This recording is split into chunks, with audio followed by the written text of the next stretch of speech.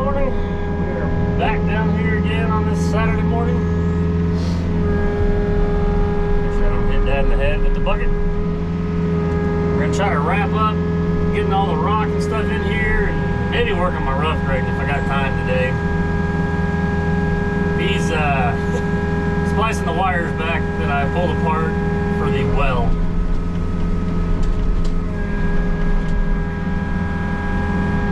I may have picked it up in a video, but I dug across the water line. He's replaced it, and then there was already a splice there, I guess. The people that bought the property had no idea where anything ran into. I mean, I guess I could see in the basement where the water line came in, but they didn't know where it came from there. And they acted like, you know, they said they're gonna, everything's going back new, so when I dug across that pipe, I didn't really even think about it. And then when we came down here to power wash and we didn't have any water, that's when it kind of hit me that we needed to figure that out. So he's got it all wired back up, but he's got some sort of splices that he can use, like heat shrink or something. I guess they can be buried. So we got around here and didn't have them last night. He picked them up, I think, yesterday afternoon or this morning. So we can get that part of it done. Then I can finish backfilling with the rock. I got the laser set up, so I know where to daylight the positive drain out. And then we talked to him last night about their nice little power line here. And now they're actually going to punch a hole through the side of the house there and run the conduit up and then stub it in there. Because I told them I didn't want them, you know, they told me they were just going to come back and do it later, but I really told them I didn't want them digging through all my rock and fabric and everything else. So we're going to scratch out a line and I'm going to dig, like, I think we got like a 10 or 20 foot stick of 2-inch Schedule 80. So I'm going to go ahead and dig that out and bury that, and then get the sweep and the pipe and stuff down in the rock where I can finish the drain and stuff, and then that way they can just pull it through there. They don't have to worry about digging through all my rock. We'll do that first, and then we'll hook up to bury the downspouts. But Dad had spent like 2 hours this morning running around trying to find a 2-inch sweep and couplers. Apparently, I'm sure it's the same everywhere else, we have a shortage. And the story that he got was, I guess there's like 2 plants in Texas that made this rosin or residue or something, that some kind of chemical that they use to make this electrical conduit. I guess they burned last year, and then now they're having a hard time finding help to replenish it, so now everyone's running out of it, and the price of the stuff is just skyrocketed. So, like I said, I'm sure it's that way everywhere, but it's kind of just turned into just a joke. I mean, it's a bunch of crap if you ask me. I just can't believe everything is that hard to find. Because he was going to buy, at first we were just going to run the conduit down the side of the house, and 2-inch 10-foot stick of the Schedule 80 was $89 per 10 feet, so it's going to be like $400 to get all the conduit that we needed. So I don't know, it's crazy. I'm sure everyone on here is struggling with the same thing, but I mean, for what I've figured out on this, and I'm sure a lot of you guys already have, it's you have to go and like price the materials kind of right when you're talking to them about the job, and then it may change by the time you start. So that's aggravating. It makes it rough. And then you're not always guaranteed to even have the stuff. So like I said, I feel for you guys that have to get the materials and stuff all the time. That's annoying.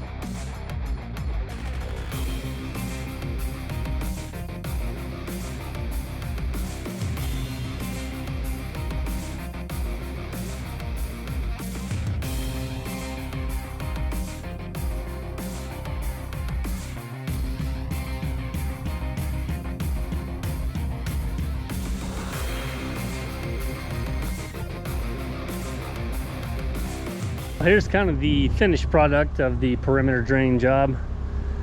I got most of the grading done Saturday night, but it got a little too dark, so I came back this morning.